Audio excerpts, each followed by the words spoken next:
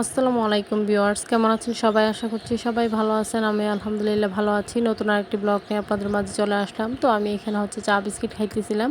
তো এরই মধ্যে মেয়ে বলতেছিল যে তার বাবাকে সে সারপ্রাইজ দিতে যাবে। তো সেজন্য তো আমরা সেটাই নিয়ে অনেক বলাবলি কথা বলতেছিলাম আর কি। তো এদিকে মেয়ে কিন্তু গোসল করিয়ে দিয়েছি, সে নিজে নিজে রেডি হয়ে যাচ্ছে। সবাই মাশাআল্লাহ বলবেন, মেয়েটা কিন্তু দেখতে দেখতে বড় হয়ে যাচ্ছে। এখন সে নিজের সাথে নিজেই সেজে নিতে পারে। তো এখানে ও লিপস্টিকটা দিতেছিল আর কি। তো এখানেই তো ছোট মানুষ হিসেবে যতটুকু দিতে পারে ততটুকুই দিচ্ছে আর কি। তো যাই হোক, সবাই অবশ্যই মাশাআল্লাহ বলবেন। তো বড়দের মতো লিপস্টিক দিয়ে যা যা করতে হয় তাই সে করতেছিল আর কি। তো মেয়ে এখন চলে যাচ্ছে। তো যাওয়ার সময় আমাকে বাই বাই দিতে ভুলে গিয়েছিল, তাই আর কি আবার এসে বাই বাই দিতেছিল। তো এইখানে সে আমার কাছ থেকে বিদায় নিয়ে আর কি তার নানা ভাইয়ের সাথে যাবে, তা ওর বাবার সাথে দেখা করার জন্য। তো এইগুলোই আর কি। তো এখানে আমাদের কাছ থেকে বিদায় নিতেছিল। তো আমি ওকে খাবারটা খাইয়ে দিয়েছি, দুপুরের খাবার। ওরা দুপুরের পর আর কি খাওয়া দাওয়ার কিছুক্ষণ পরেই বেরিয়ে পড়েছে। তো ওরা বেরিয়েছে প্রায় 3টা বেজে গিয়েছে, এরকম সময় বেরিয়েছে। তো গিয়ে লেট করবে না, চলে আসবে, যেহেতু মানে একটু দূরের পথেই যেতে হচ্ছে, ঘন্টাখানেক সময় লাগে। তো আমি এখান থেকে দেখতেছিলাম আর কি গাড়িতে যে উঠবে, তো ওরা যাচ্ছে কিনা, তো সেটাই আর কি দেখতেছিলাম দাঁড়িয়ে দাঁড়িয়ে।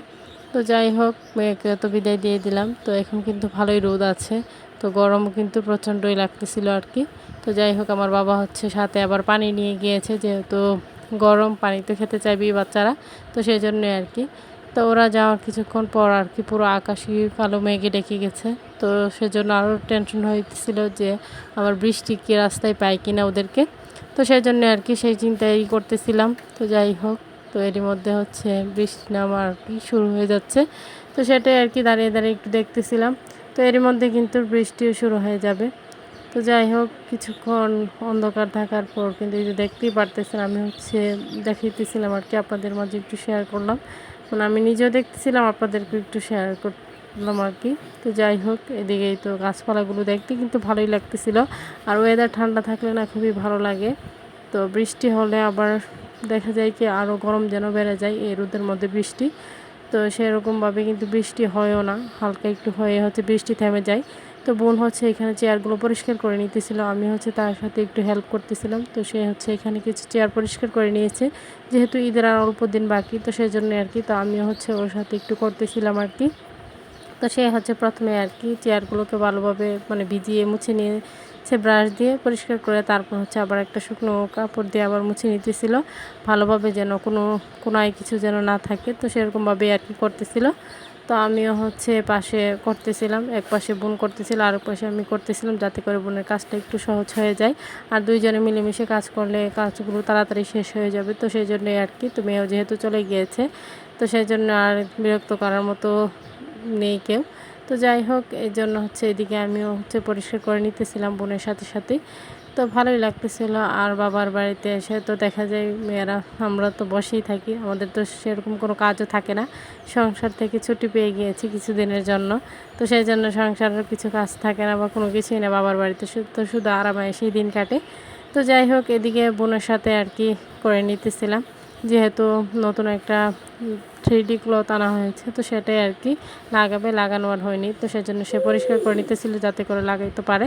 তো এরই মধ্যে বৃষ্টি শুরু হয়ে গিয়েছে আর কি। তো বললাম না যে বৃষ্টি শুরু হয়ে যাবে, তো এরই মধ্যেই দেখতেই পারতেছি কী পরিমাণের বৃষ্টি হইতেছে। তো বৃষ্টি দেখতে কিন্তু ভালোই লাগে, কিন্তু আবার টেনশনও হইতেছিল, বাচ্চাটা বেরিয়ে গেছে। তো যাই হোক, যে গাড়ি দিয়ে গেছে উনি আমাদের পরিচিতই। তো বাবা সবসময় এই গাড়ি দিয়ে যাতায়াত করে আর কি। তো আমিও আমার শ্বশুর বাড়িতে গেলে এই গাড়ি দিয়েই যাই, যেহেতু উনি পরিচিত আর উনি ভালো চালায়। তো সেই জন্যই আর কি। আর সব কিছু বিপদ আপদ সব কিছুই মানে আল্লাহ যেন সবাইকে এরকম বিপদ আপদ থেকে হেফাজত রাখে, তো সেই দোয়াই করবেন।